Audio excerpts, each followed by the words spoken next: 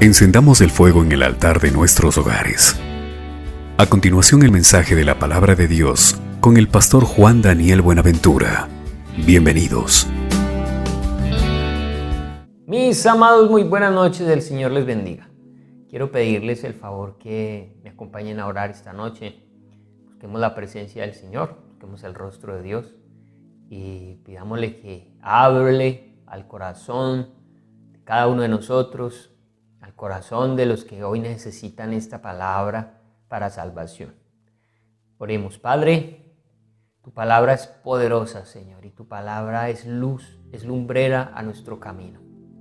Hoy estamos pidiendo que esa luz, Señor, ilumine nuestros pasos, ilumine nuestro entendimiento, ilumine nuestros pensamientos y nos ayude a comprender, a entender, a ser guiados, Señor, a ser direccionados, Padre, a la verdad. Ayúdanos en esta noche, Espíritu Santo, te lo pedimos. Háblanos, habla a nuestra familia, a nuestra casa, a todo el que tenga la oportunidad de ver este video, escuchar este audio.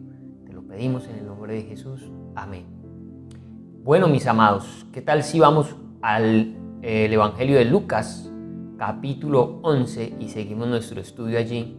Lucas, capítulo 11, vamos a mirar desde el versículo 29 al versículo 36. Hagamos la lectura. Y apiñándose las multitudes, comenzó a decir: esta generación es mala, demanda señal. Pero señal no le será dada, sino la señal de Jonás. Porque así como Jonás fue señal a los ninivitas, también lo será el Hijo del Hombre a esta generación. La reina del sur se levantará en el juicio con los hombres de esta generación y los condenará, porque ella vino de los fines de la tierra para oír la sabiduría de Salomón. Y aquí más que Salomón en este lugar. Los hombres de Nínive se levantarán en el juicio con esta generación y la condenarán, porque a la predicación de Jonás se arrepintieron. He aquí más que Jonás en este lugar. Nadie pone en oculto la luz encendida, ni debajo del almud, sino en el candelero, para que los que entran vean la luz. La lámpara del cuerpo es el ojo. Cuando tu ojo es bueno, también todo tu cuerpo está lleno de luz. Pero cuando tu ojo es maligno, también tu cuerpo está en tinieblas. Mira pues, no suceda que la luz que en ti hay sea tinieblas. Así que si todo tu cuerpo está lleno de luz, no teniendo parte alguna de tinieblas, será todo luminoso, como cuando una lámpara te alumbra con su resplandor. Contrario a lo que se pudiera pensar, los que negaron a Jesús, los que fueron enemigos acérrimos de Jesús, no fueron los pecadores. La gente más pecadora no fueron sus enemigos, ni las prostitutas ni los ladrones, como son los publicanos. Al contrario, los publicanos y las prostitutas buscaron a Jesús, se humillaron delante de él.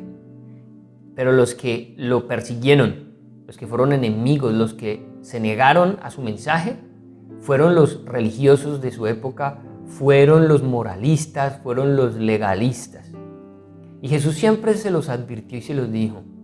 Él les había dicho que él había venido precisamente a salvar a lo que se había perdido, que el médico viene a sanar a los enfermos, los que están sanos o los que se creen sanos, pues no necesitan de médico. Pero hay un ejemplo aquí en la palabra respecto a un publicano como Mateo, llamado Leví, ese era su nombre, y él se convirtió en uno de los discípulos, de los apóstoles del Señor Jesucristo, y era un publicano, un ladrón, un hombre que robaba al pueblo a través del cobro de los impuestos. Ninguno de los religiosos de la época, ni escriba, ni fariseo, ni saduceo, hizo parte de los discípulos o de los apóstoles del Señor. Fueron personas como este publicano. Mira cómo dice la palabra allí en Lucas 5, 27, 32. Después de estas cosas salió y vio a un publicano llamado Leví sentado al banco de los tributos públicos y le dijo: sígueme. Y dejándolo todo se levantó y le siguió. Y Leví le hizo gran banquete en su casa y había mucha compañía de publicanos y de otros que estaban a la mesa con ellos. Y los escribas y los fariseos murmuraban contra los discípulos diciendo: ¿por qué coméis y bebéis con publicanos y pecadores? Respondiendo Jesús les dijo: los que están sanos no tienen necesidad de médicos sino los enfermos. No he venido a llamar a justos sino a pecadores al arrepentimiento.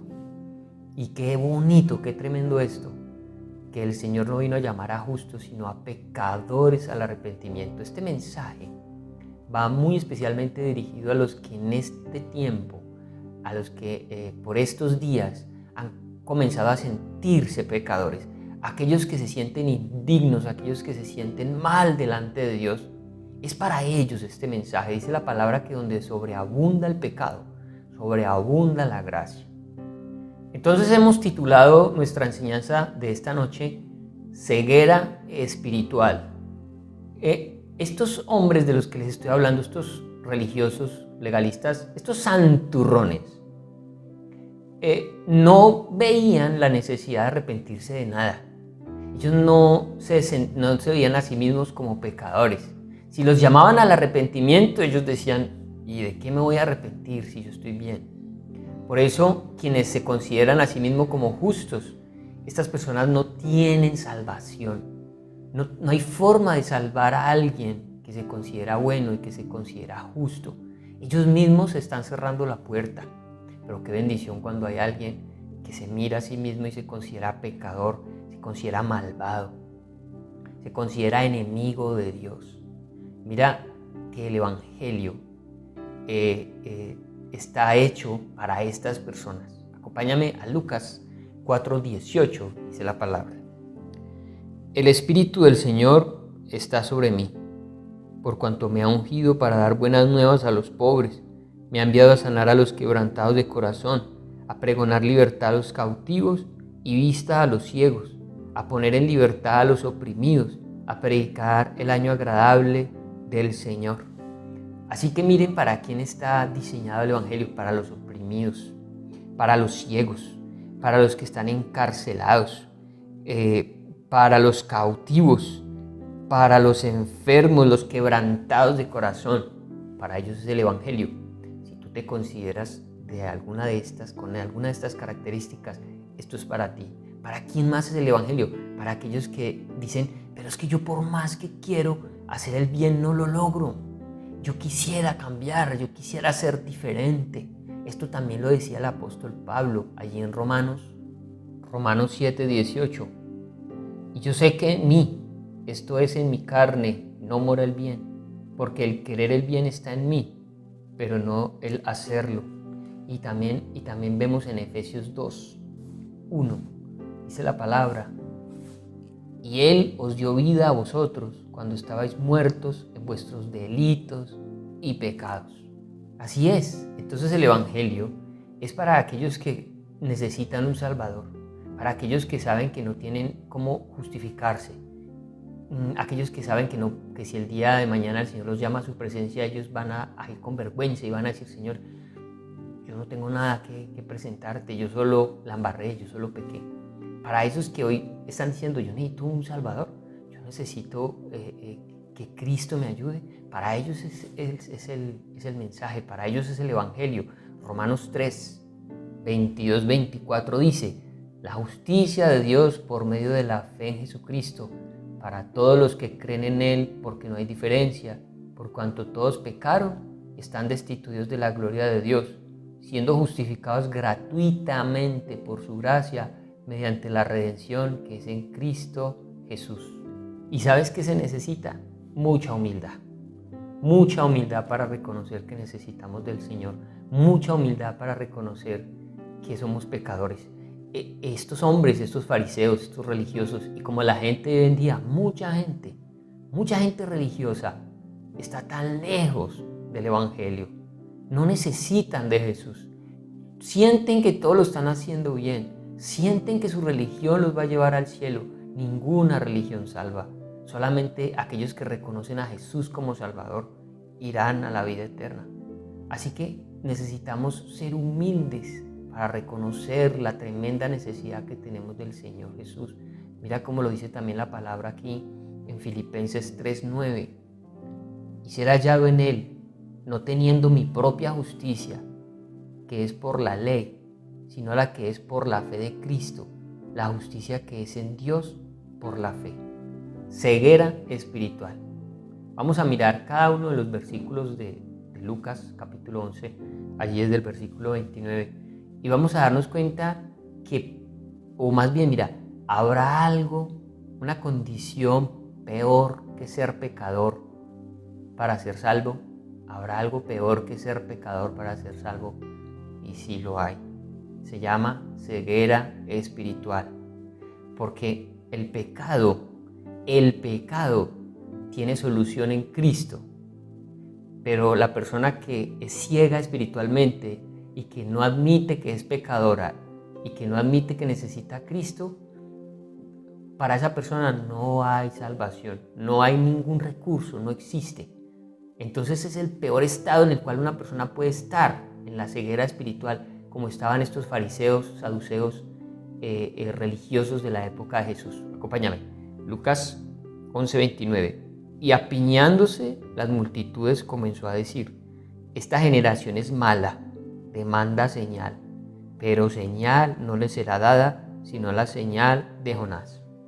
Dice aquí la palabra que hubiéramos podido pensar que bueno, todo el mundo se está apiñando para ver a Jesús, para escuchar sus palabras, pero la verdad es que Jesús dijo: ustedes, esta generación es mala y están aquí porque están esperando una señal mía.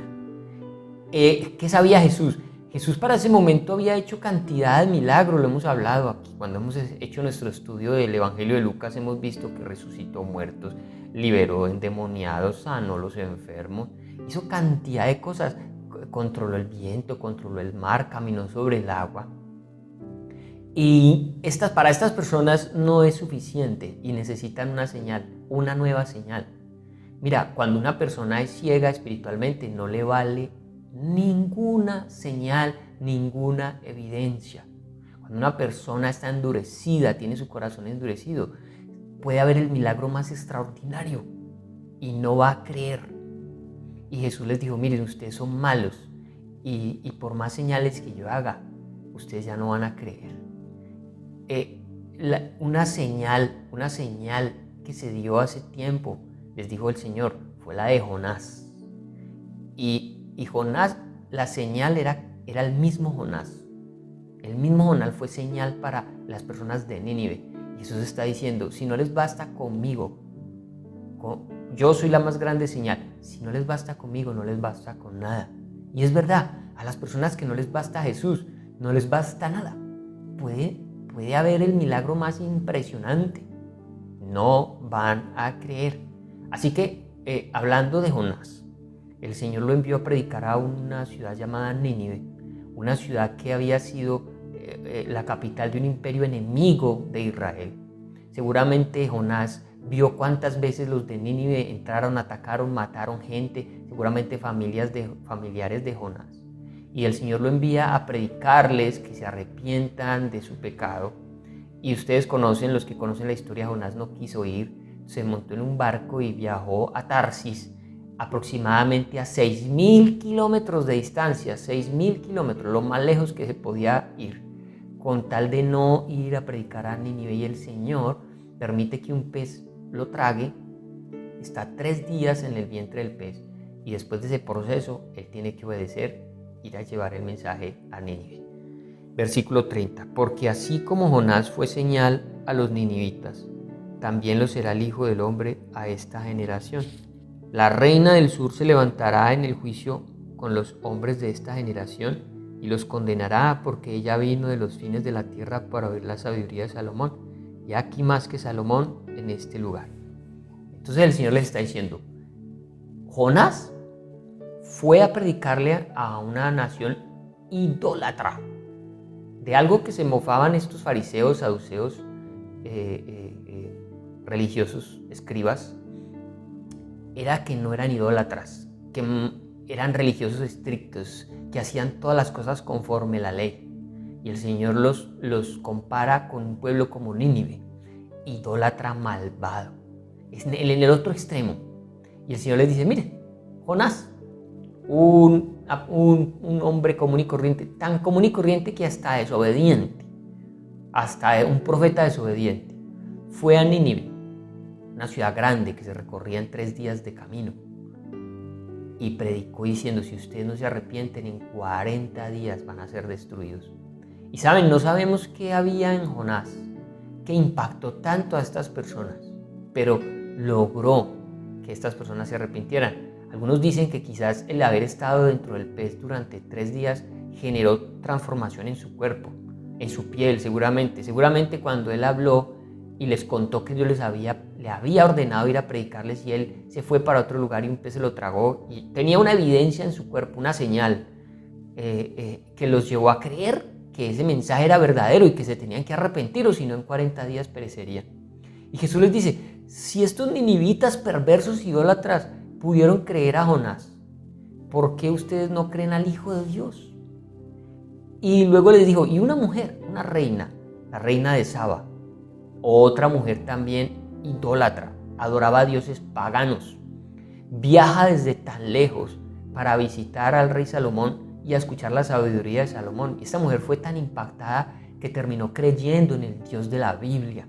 Y el Señor les dice: y ustedes ven que esta mujer tan idólatra pudo creer en Salomón, y aquí hay uno mayor que Salomón, que soy yo, y no creen en mí y me piden señal. Por eso ustedes son una generación mala, perversa. Versículo 32. Los hombres de Nínive se levantarán en el juicio con esta generación y la condenarán, porque a la predicación de Jonás se arrepintieron, y aquí más que Jonás en este lugar. Continuamos allí en el 33.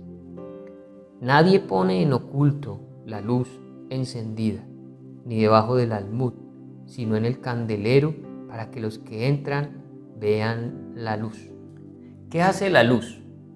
La luz nos permite entrar a un cuarto que está en tinieblas, que está a oscuras, y poder definir en dónde están las cosas. Podemos transitar sin tropezarnos. Realmente la luz trae claridad y muestra las cosas como son. Jesús era luz para estos fariseos al hablarles acerca de la condición en la que ellos estaban, la condición espiritual. Pero si había algo que ellos odiaban de Jesús, era lo que Jesús pensaba acerca de ellos. Y básicamente ellos le están proponiendo a Jesús algo como: o cambias la opinión que tienes de nosotros, o nosotros seguimos pensando que tú eres un blasfemo. Eso era lo que más los tenía a ellos llenos de enojo y de ira y de rabia con el Señor, que ante todo el mundo ellos se mostraban santurrones, pero Jesús decía: ustedes no son santurrones, ustedes son unos sepulcros blanqueados que por dentro están llenos de huesos podridos, ustedes internamente huelen horrible. Y estos hombres, en su orgullo, en su vanidad, no aceptaban esas palabras de Jesús. Entonces Jesús les está diciendo: mire, el problema de ustedes es la ceguera espiritual. ¿Qué es la ceguera? La ceguera es que aunque haya luz, las personas siguen en tinieblas. Que aunque se prenda la luz en el cuarto, el bombillito, las personas entran y se golpean con todo y no ven nada ni encuentran nada. Así es la ceguera espiritual. No es que falte luz. El problema no es que no haya luz. El problema es que no hay ojos buenos, no hay ojos sanos para poder ver esa luz. Así que metafóricamente hablando, Jesús es esa luz. Y él mismo está diciendo: cuando se tiene una luz, nadie la oculta, ni la tapa, ni la mete bajo la cama, ni la tapa con un cajón. No, al contrario, se pone en un lugar alto para que todos los que están en la habitación sean iluminados. Y el Señor les dijo: yo he sido esa luz para ustedes. El problema es que ustedes están ciegos y no tienen forma de conocer la verdad. El Señor es luz. Él se declara como luz, y quienes van a Él están en luz. Mira cómo lo dice Juan. Primera de Juan 1:5, en la segunda parte dice: Dios es luz y no hay ningunas tinieblas en Él. También el Salmo 119, 105 dice que lámpara es a mis pies tu palabra y lumbrera a mi camino. Todo cuanto hay en Dios es luz y es claridad y es fácil. Una vez que tú no tienes esa ceguera espiritual, para ti es sencillo caminar bajo la luz de Cristo. Pero alguien que se niega a reconocer su condición y que es un religioso y que está convencido que a través de sus actos religiosos está bien y que cuando se le señala su pecado se ofenden, cuando se les señala su pecado se llenan de ira y de enojo, esas personas no hay forma de que alcancen salvación ni vida eterna. Miremos otras características acerca de la luz, de cómo Cristo, cómo Dios es luz. Y de esto habla Juan 3, 19 al 20. Y esta es la condenación, que la luz vino al mundo y los hombres amaron más las tinieblas que la luz, porque sus obras eran malas. Porque todo aquel que hace lo malo aborrece la luz y no viene a la luz para que sus obras sean reprendidas. Todo el que hace lo malo rechaza a Jesús. Lo rechaza porque sabe que esa luz va a mostrar la verdadera condición, su verdadero pecado, va a mostrar su verdadera identidad. Entonces, ¿qué hacen las personas en estas condiciones? Negar a Jesús, negar que la Biblia es verdad. ¿Y a mí quién me asegura que ese libro es verdad? ¿Y a mí quién me dice que lo que escribieron ahí eran hombres de Dios? ¿Y a mí quién me dice que ahí no le han metido mano las personas? Mira, una persona que está en ese tipo de actitud, tratando de desmentir la palabra de Dios, se está queriendo justificar y una vez más está cayendo en la ceguera espiritual, en lo más profundo que puede caer una persona, que lo hace ser insalvable, digámoslo así. No puede ser salvo quien piense y viva de esa manera.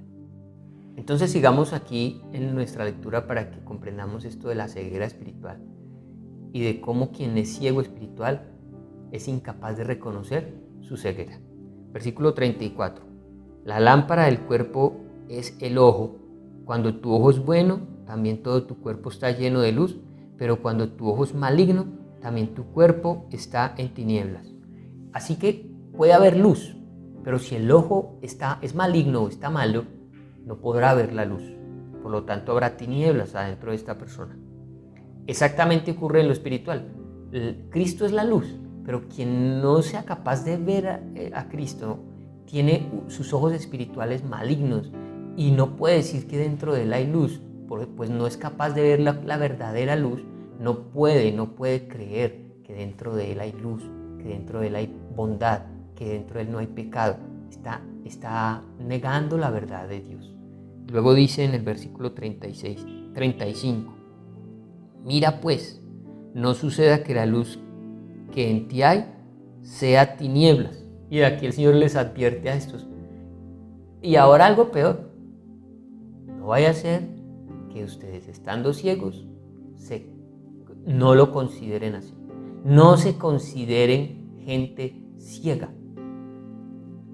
Así que si todo tu cuerpo está lleno de luz, no teniendo parte alguna de tinieblas, será todo luminoso como cuando una lámpara te alumbra con su resplandor.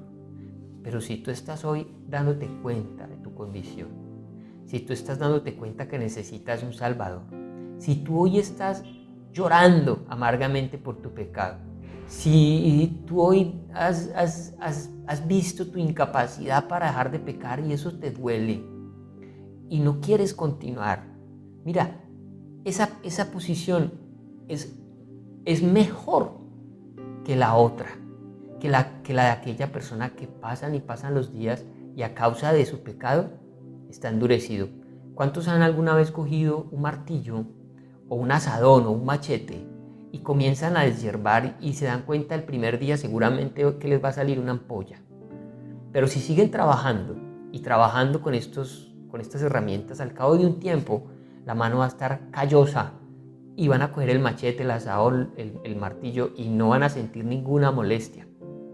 Cuando el alma humana comienza a pecar y al principio es golpeada el alma a causa del pecado, pero de tanto pecar y tanto pecar le va saliendo un callo al alma y ya después no es fácil reconocer que se ha pecado. ¿Y qué problema es cuando el alma tiene callo?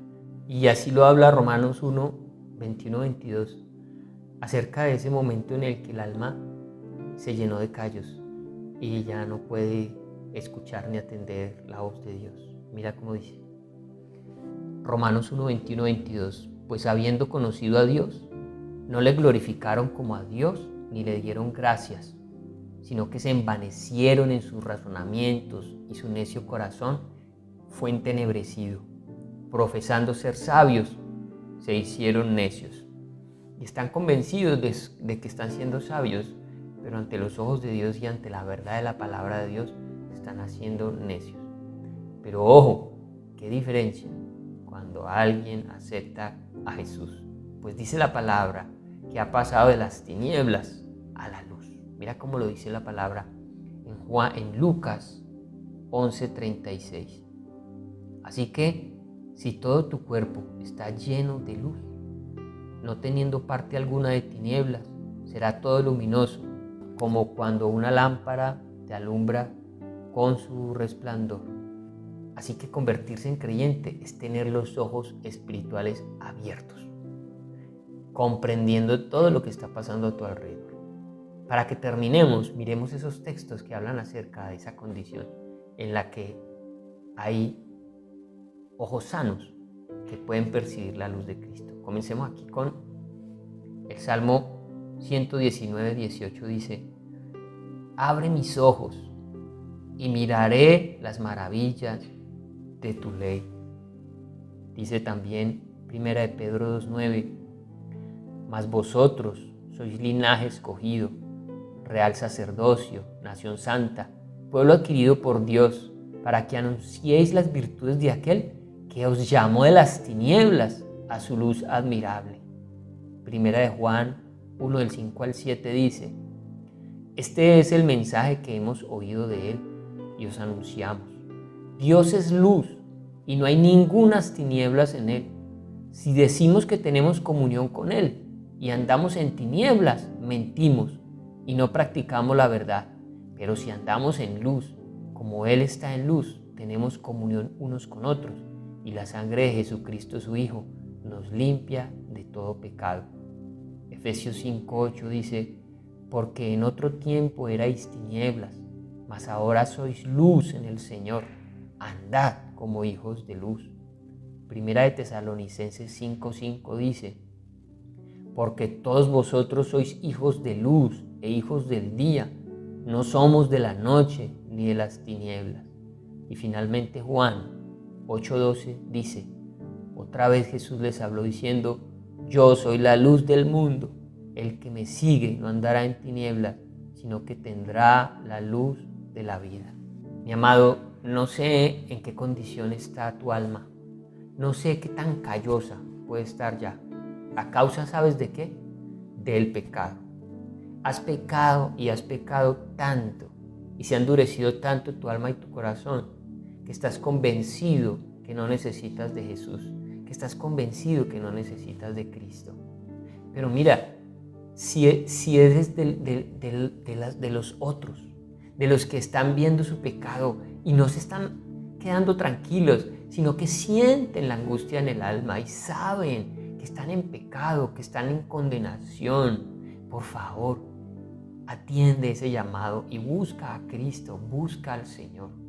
Si eres de aquellos que te sientes que haces todo bien, que sientes que no necesitas de Dios, si eres de los que dice: pero es que yo soy bueno, que yo no le hago mal a nadie, por favor, recuerda, ese es el peor estado en el que alguien puede estar.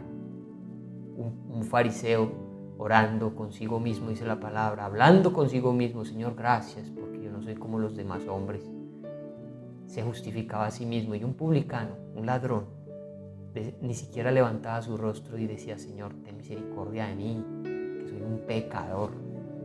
Y sabes, el Señor justificó al publicano, que reconocía su pecado, pero no pudo justificar al fariseo, que ayunaba 2 veces en semana, que daba el diezmo de todas las cosas, que no le hacía mal a nadie. Esa persona que se considera justa por sus obras no tiene salvación, pero aquel que postrado de rodillas clama misericordia tiene vida eterna. Está buscando la luz de Cristo, y la luz de Cristo lo alumbrará y le enseñará el camino. yo te invito a que ores en este momento. Y si mira, si quizás eres como el fariseo, pero en este momento estás reconociendo que eres pecador, por favor, arrepiéntete. Si estás cansado de pecar, si eres de esos que está dolido en su alma, que lo han intentado una y otra vez, recuerda que el Señor vino por ti, vino a buscarte a ti, vino a liberarte, a abrir las puertas de la cárcel. Ese es el trabajo del Señor. Lo único que tienes que hacer es humillarte y decirle: Señor, te necesito. Así que, amados, hagamos esta oración. Todos necesitamos estar todo el tiempo buscando esa compasión y esa misericordia del Señor y arrepintiéndonos de nuestros pecados. Oremos. Amado Padre, nosotros hoy hemos visto tu luz, tu gloriosa luz, Señor. Reconocemos que tú eres la luz que vino a iluminar, a alumbrar a todos los hombres. Y gracias porque me estás permitiendo ver esa luz. Quizás la veo un poco pequeña, pero ahí estás. Estoy comenzando a ver esa luz y quiero crecer en esa luz, amado Dios, y quiero pasar de las tinieblas a tu luz admirable. Quiero recibir salvación y vida eterna. No me quiero condenar como será condenada esta generación, la generación de Jesús, la generación que tuvo a Cristo allí y no le reconocieron. Condenados por Nínive, condenados por la reina de Saba, que con menos evidencia creyeron. Y estos hombres, con toda la evidencia, no pudieron creer. Y nosotros, que tenemos hoy el internet, las predicaciones por internet, hoy que el evangelio se escucha en todas partes, tenemos la evidencia gloriosa de saber de Cristo, de su resurrección. Nosotros no tenemos disculpa para no saber que tú eres Dios, que eres el Rey. Guárdanos y guarda nuestro corazón. Guárdanos del día del juicio final. Permite que a tiempo podamos reconocerte como nuestra luz. Te lo pedimos en el nombre poderoso de tu Hijo Jesucristo. Amén. Que el Señor les bendiga, una feliz noche, que descansen. Nos vemos el domingo con la ayuda del Señor.